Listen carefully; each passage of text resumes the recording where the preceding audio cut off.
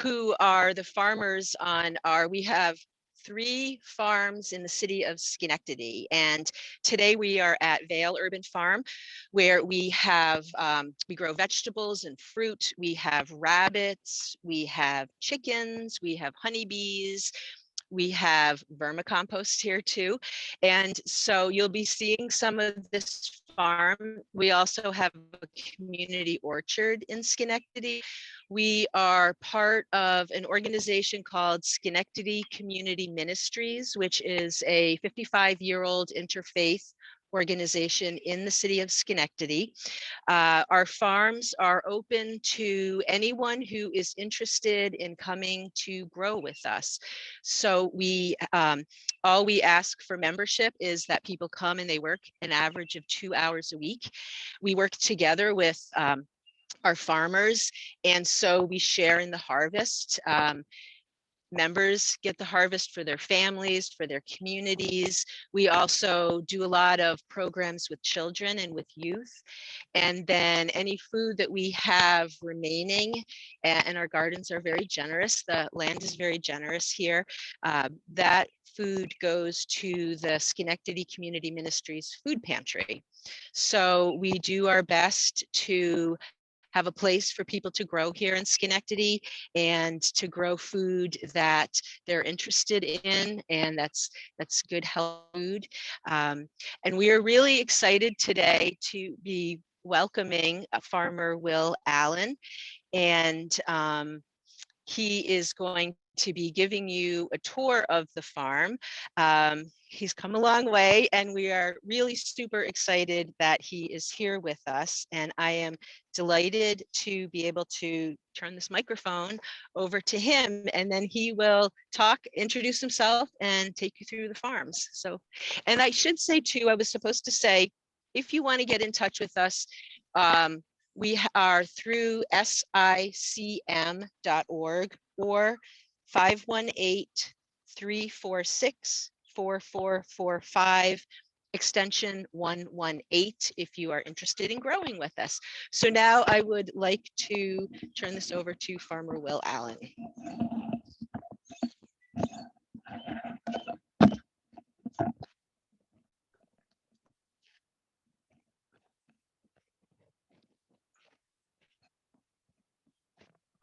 Hi, Farmer Will, can you hear us? I can hear you. Oh, wonderful. Thank you so much for being with us today. I know our 125 students across the state, our classrooms across the state, are so excited to meet you today. Could you tell us a little bit about yourself? Yes, my name is Will Allen. People call me Farmer Will Allen. I've been for many, many years now. I'll tell you a little bit about my history. I grew up on a farm right outside of Washington, D.C. in Maryland. I'm the son of 2 sharecroppers that migrated in the 30s to the Washington, D.C. area. We had a small farm. So I kind of cut my teeth on farming at a very early age. I must have ate a lot of good food because I grew very big. And I started playing basketball around 13 years old, and I wound up being a high school All-American basketball player. And I had about 100 scholarship offers. So back in when I first started, I did a lot of work when I was very young. My family didn't have a car, or we didn't have television. We had wood stoves and so forth. We're talking the 50s and 60s when I grew up. And but the one thing that we had was a lot of food, because we grew our own food. About I would say 90% of the food that we consumed, we grew ourselves, or we gathered it because my father was an avid hunter. So food has always been, if you read my book, a very important piece of our family history, going back to South Carolina. So I got an opportunity to go to college. After college, I played professional basketball. And then when I was at my last place that I played in Belgium, I kind of got back into farming because one of my teammates' family had a farm in Belgium, and they invited me out uh, to dig potatoes. And as soon as I touched the soil, I really got reconnected. It was something that was missing in my life.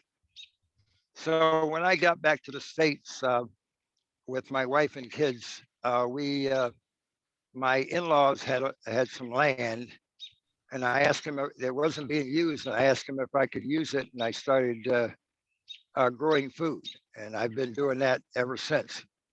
What happened is I developed an organization called Growing Power. I bought the last remaining farm in the city of Milwaukee back in 1993, a 2-acre farm that we developed into the world's largest urban farm.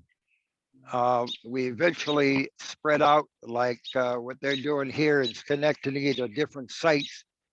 And we had about 15 farms and about 350 acres of production. Our main farm in Milwaukee, we were able to grow uh, enough food to feed 10,000 people very intensively, using some of the same techniques that you'll see today. Because as I look around this farm today, it's kind of a model of what I've seen and what I've helped people develop around the country and around the world. So today you'll be able to see some of that, um, some of the work that these wonderful people have done here.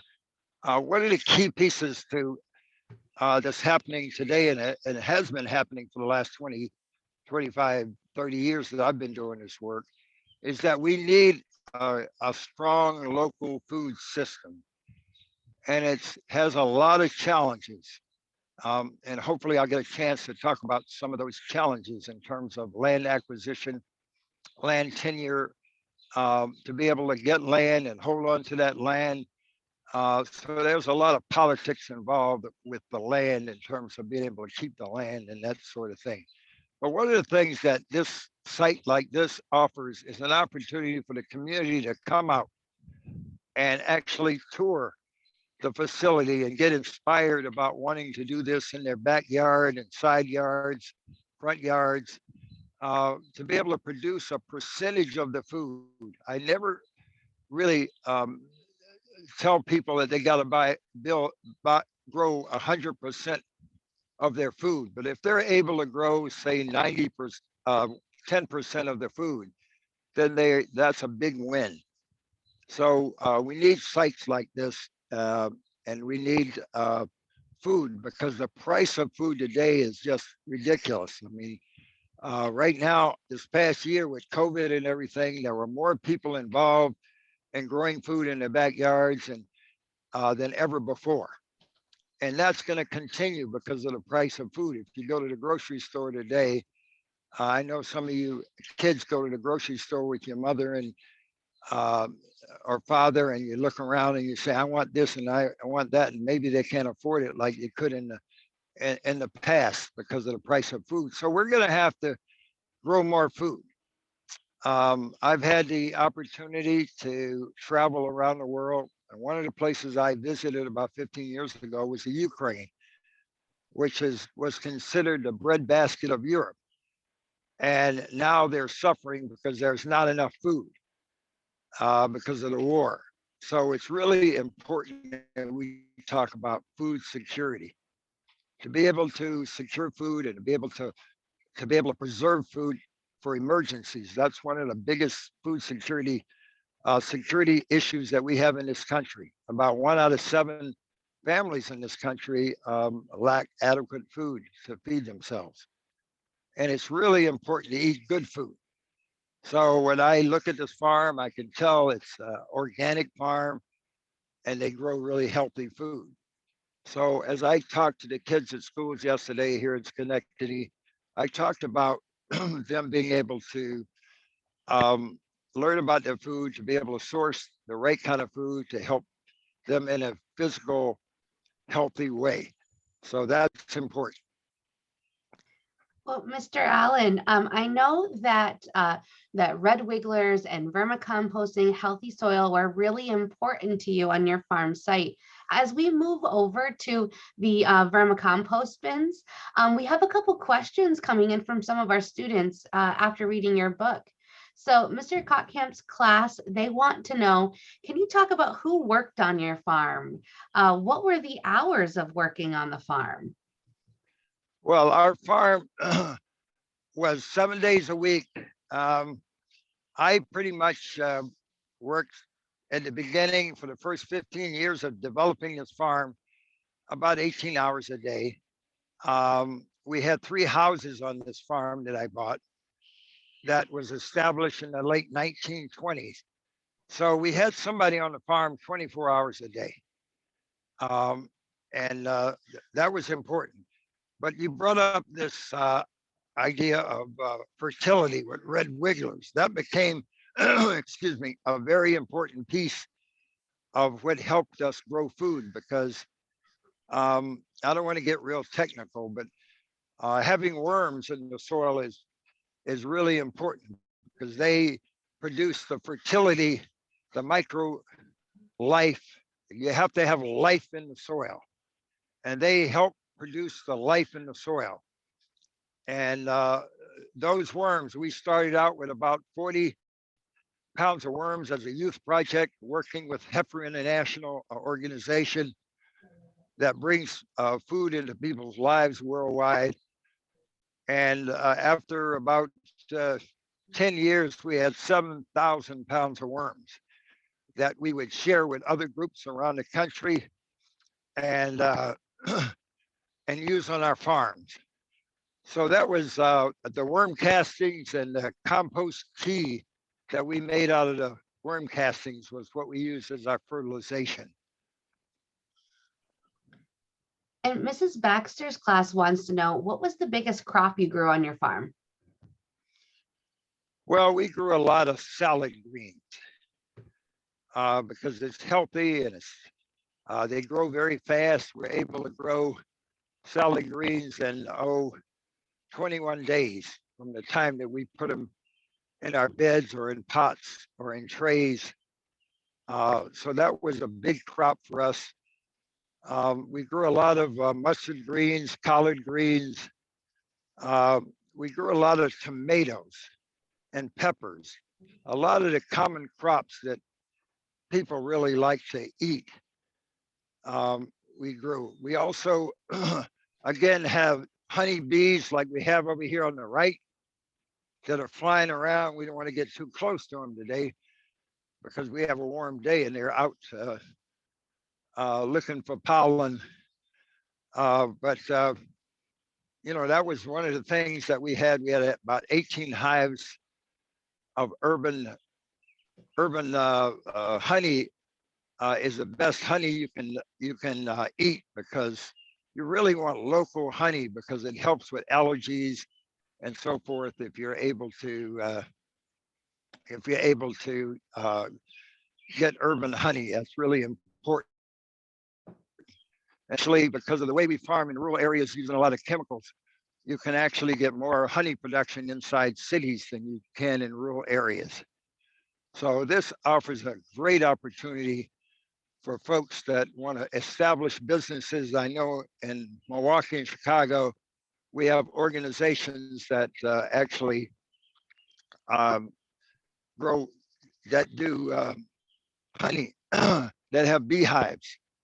And they're quite successful in terms of working with young people to teach them the art, because without bees, we're not going to have food. And we have a huge decline of bees worldwide right now. So we need to get back and get our bee productions up again. So I really like Abby's question. We're getting lots of awesome questions from our students coming in. She wanted to know, because you came from the world of athletics and were playing basketball around the world, did anyone bully you for wanting to be a farmer or growing a farm? I would say when I was growing up, farm kids were always teased. I grew up in the 50s and 60s, and of course, that's when the decline of folks, because we all come, if we look at our family backgrounds, we all come from an agricultural background. Somebody in our family years ago were farmers. But about, I would say now, about 3 or 4 generations ago, that all changed. And now very few people actually grow food. But everybody back in the day grew food. So when you went to school, a lot of times, if people found out you were farming, you would get teased as, like these dumb old farmers or whatever. Uh, but that's something that didn't bother me so much. I started playing sports, and then all of a sudden you become the hero of the school. But it's something that you just have to live with. And I know today it's a big problem. The bullying is a big problem in our schools and so forth. But back then it was more of that kind of bullying with what kind of family you came from, what color you were, and that sort of thing. So hopefully that changes. Uh, it's something that agriculture has always helped. When you look at, I was just talking to somebody on the plane coming here about how athletics draws people together. Um, in terms of whether they support teams and they're in the stands, and it's all kind of ethnic groups that are working together.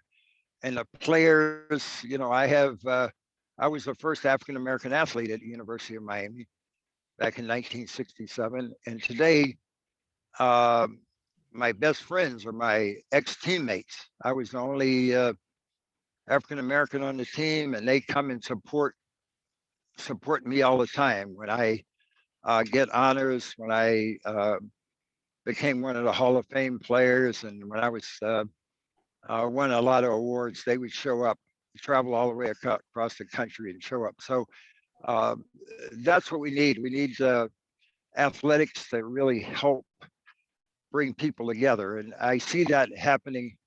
It's been happening, and it's as I watch March Madness, you can see it happening today. Now, as we stand here and towards the back of the urban farm, are these the compost piles behind you? Yes, they actually are doing a great job. I can just look at these compost piles where they have food scraps and weeds and carbon material like straw. Uh, to make compost, this is one of the things that I actually do. I grow soil. If you're able to grow soil, you're able to grow good food. So that's the key. It's all about the soil. It's a term that I kind of coined years ago. It's all about the soil. So we need to grow soil. We need to grow thousands of yards of soil to be able to make this possible. Because one of the techniques that we used was we would put compost on top of asphalt and concrete and grow food in Milwaukee. So I'll be showing that tonight on a PowerPoint that I have of how we did that. And I've trained many groups around the country and around the world how to grow on hard pan clay by using new compost. And you can see it here. If you look at these beds that they have, um, they've got beds here with strawberries just starting to emerge. They're about 36 or 40 inches wide with pathways between, so you're not actually walking on top of the crops. And it's a very effective way of being able to grow food. So, but you need a lot of compost, and it's pleasing for me to see how much compost and material that they have on this farm. So this is kind of the model of what we need to have on these vacant lots and school gardens and raised beds. Um, this is what we need to see to be able to grow our food. It's all about the soil, the fertility, the little microorganisms that are in the soil that tickle the micro root fibers to make things grow. That's what makes things grow.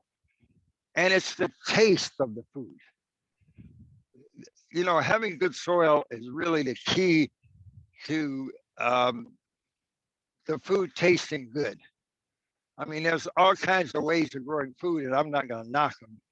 But having good soil and growing it that way is the best way to really eat good food. And that's what everybody wants. Everybody wants to eat good food because it makes us happy and it makes us healthy. And yesterday I was telling the kids, we were talking about what is the most important time of the year. And they said Thanksgiving and Christmas and 4th of July. And their grandparents or their parents prepare really good food, it makes them happy and they feel like doing positive things. And it's been proven that in every neighborhood that has a strong food system, we have low crime. So it helps fight crime. It's just so many positive things about growing food. And we're going to have to, if we're going to survive, we're going to have to grow food locally and grow a lot of food. And to be able to do that is to take the waste that we're putting in the landfills, as some of the kids call it, the dump, uh, and rescue that food and build compost like they're doing here. So that's really an important piece. So Mrs. Trumpler's class, they're pretty interested in learning more about red wiggler worms. Now, how exactly do they help the soil and where do you collect all the food from, the food scraps that help feed them? Well, we'll start out with how we start a worm bin. First of all, you have to find I'm going to sit down for a second here because I got bad knees and from playing and I'm old.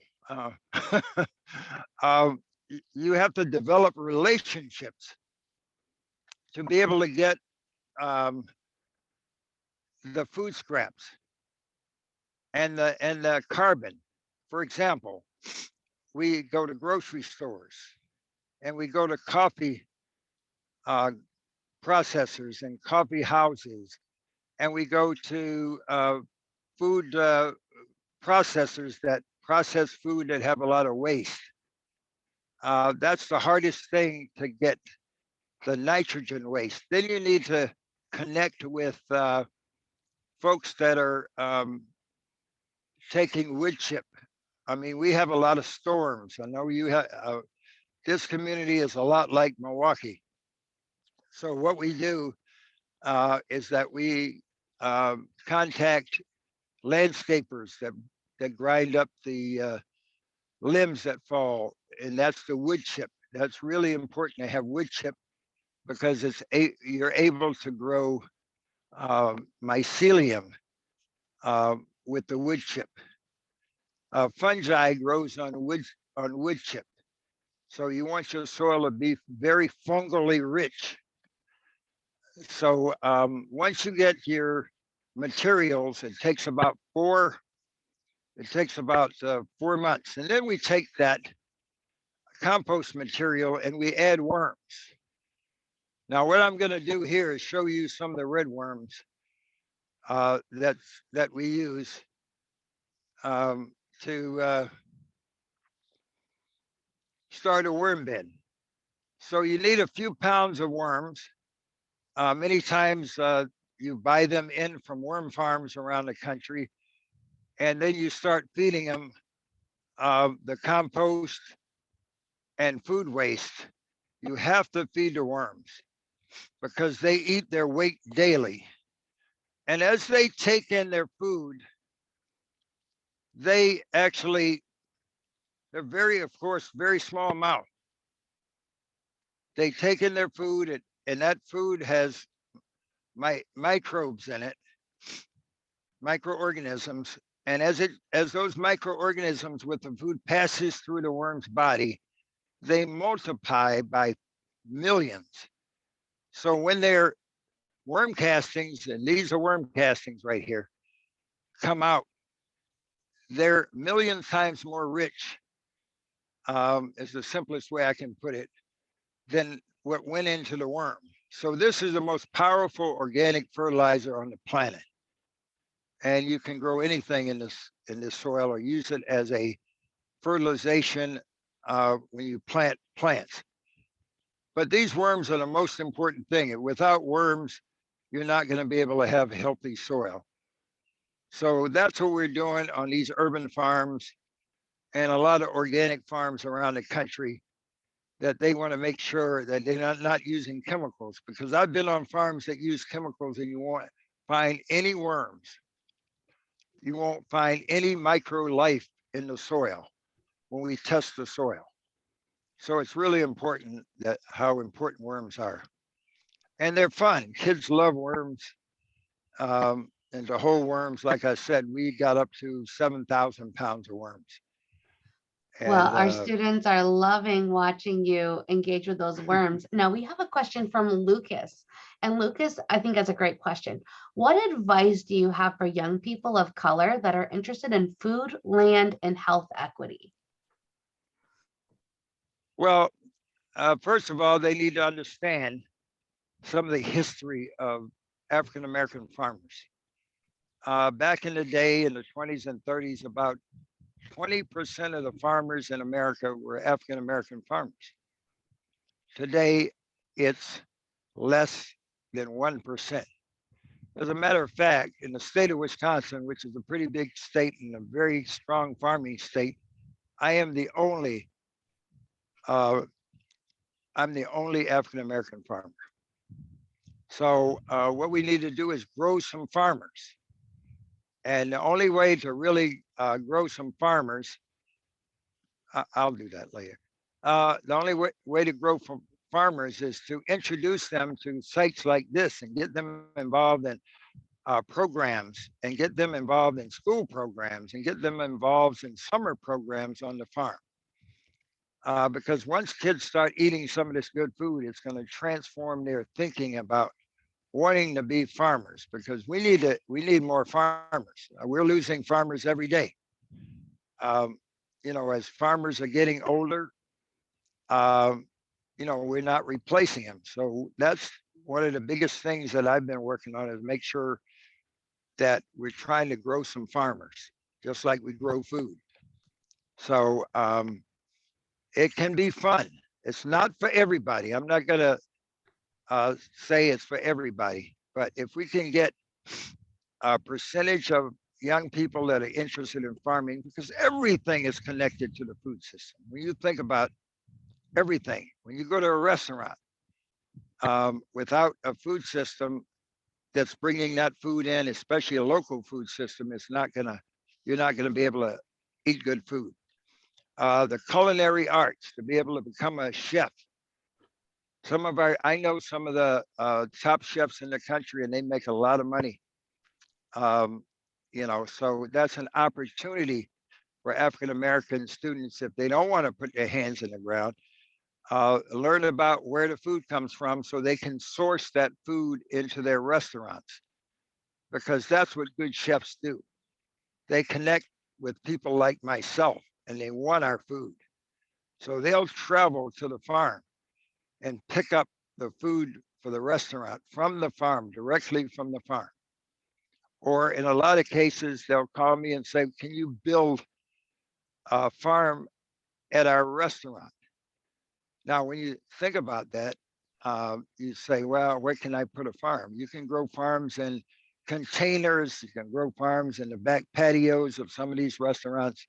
You can grow herbs. You can grow a percentage of the food that they use, because a lot of restaurant tours want locally fresh food. Those are the really successful ones, the ones that people want to go to because the food tastes, like I said before.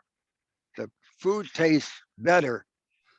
The, the better the food is grown, the better it's going to taste. Now, Miss McGuire's class wants to know, have you ever had a crop that did not grow well, and what did you do? Well, when you're farming, to be quite honest, you always have crop failures. That's why it's important to grow a lot of different variety of crops, because a lot of times it's weather dependent. For example, um, if you have a really rainy season and you're trying to grow watermelons or cantaloupe or um, say pumpkins or squash, what happens is that water goes through the vine of the plant into the into the pumpkin or cantaloupe or watermelon, and it'll start rotting the crop even before you harvest it. So whether you're very weather dependent, or you can get wiped out in the spring by planting too early. So for example, we're in Schenectady here today, and today I would be planting salad mix which can withstand a frost, because they're going to get a few more frosts here, where it's going to get below 32 degrees. Things like salad mix and kale and collards and things like that will survive. Peas and potatoes, which are planted below ground, and they like the cold soil. So they flourish on the cold soil. Spinach, things like that. So you have to learn that knowledge of what to grow, when to grow it, and the seed selection to make sure that you're actually picking the right seed on the right seed companies that have good seed. And if you save seed, you have to test the seed. One way of testing seed is very simple. You take some paper towel and you put 10 seeds and a moist paper towel.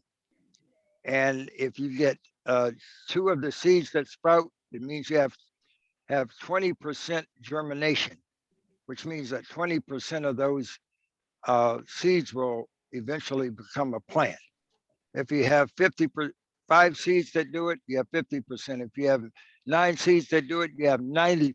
And that's what you're looking for, 90% or higher um, in terms of germination rate. So we have a lot of our classrooms who want to know, what is your favorite fruit or vegetable to eat? What do you like to grow to eat yourself? Well, my favorite is probably okra. I also like corn. I like tomatoes as well, but okra is probably and okra is a funny one because a lot of people don't like it because it's slimy. Um, but it's good for your gut. It's good for your stomach. It's good for your health. But to me, it really tastes good.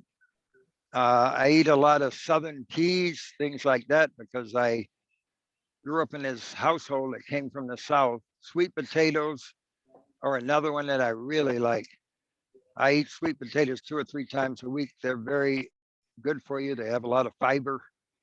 Um, and you can find out all this information because the kids today are so adept at on the computer that they can Google different crops and find out the characteristics and the health of every crop um, that's out there.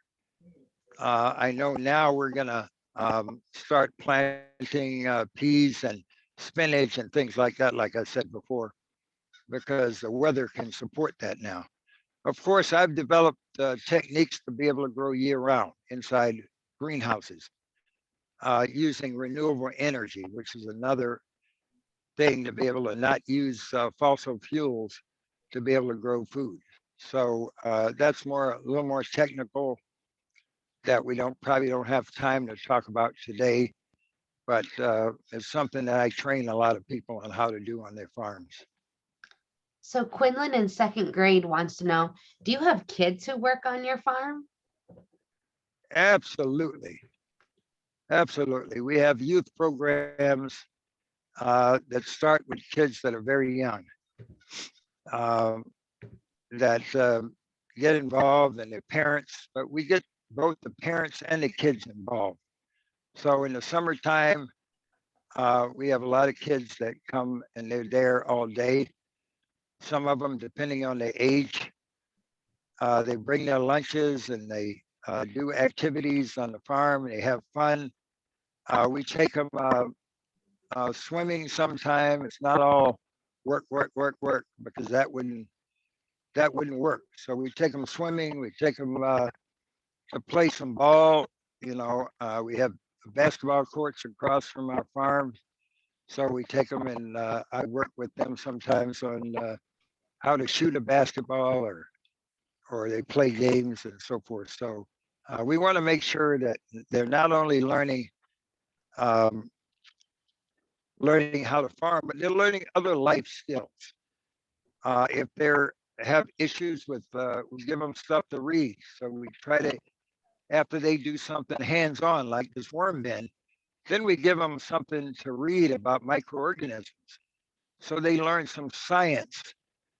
We also build miniature greenhouses. So they have to use measurements. So it helps with their math skills. So all of these things you have to plan out if you're going to do programs with kids. It's not just, oh, we want you as just physical labor on our farm, because we can't afford to farm without you. We really want those kids to flourish when they go back to school. They've developed some skills that their teachers will be quite impressed that they are reading better. Their math is better than when they started the summer. So, that makes a program very successful. So, and I know they're doing that at this farm. They have some youth programs here, and youth programs at farms like this all over the country. Well, we probably have time for just one more question today. And we have one classroom that wants to know, what is your favorite part about your job? I basically, I love to eat. So I like to grow my own food, but I really like people. I was an education major in college, and I really like teaching, and I like to see positive results. I'm a pretty competitive person because of playing sports, and I really want to make sure that we get some success, because success breeds success. So if you have a successful crop, that makes everybody happy when you're working on a farm. It makes the kids happy if they're able to grow something and say, I grew that. I grew those cherry tomatoes that I'm eating. And then the kids can take their parents and others on tours of the farm, because they actually know more about the farm than anybody else. So it becomes a fun thing. And I really, the more food I'm able to help produce, and I say that in a way that I help them. I don't do it all myself. A lot of people think, oh, Will, you did all of this stuff all over the world and you're doing all this stuff, but it's really about working with other people in a team-oriented way, and also working together. And one of the things I want to say is that,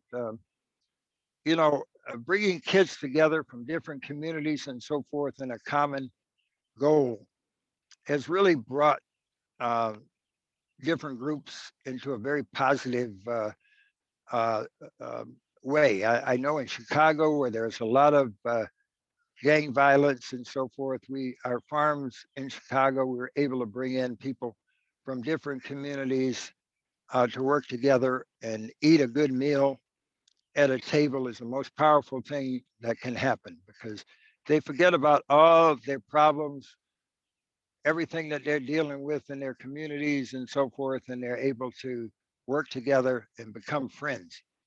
That's happened over and over again in my work over the last 25 years of doing urban agriculture and working with communities. And I'm sure that's happening here in Schenectady, and I know it's happening in other places around the country and around the world. Well, Farmer Will Allen, we are so grateful for your time today. Thank you for visiting New York, and thank you for sharing your story with us as we explore your life, as we explore your farm, and learn more about vermicomposting and building better communities. So thank you so much for being with us today. Thank you all. I look forward to coming back to New York. I have relatives here also, close by in New York City and Long Island, and I've worked with universities in New York City. They actually have a garden at Hofstra University that was named after me. So I look forward to coming back and helping, and I hope I get invited back into the community, into the area, into the state. Well, we love having you here. Thank you to all of our classrooms. Thank you again to Farmer Will Allen. I hope you all have a great day and end to your agricultural literacy week. Thank you.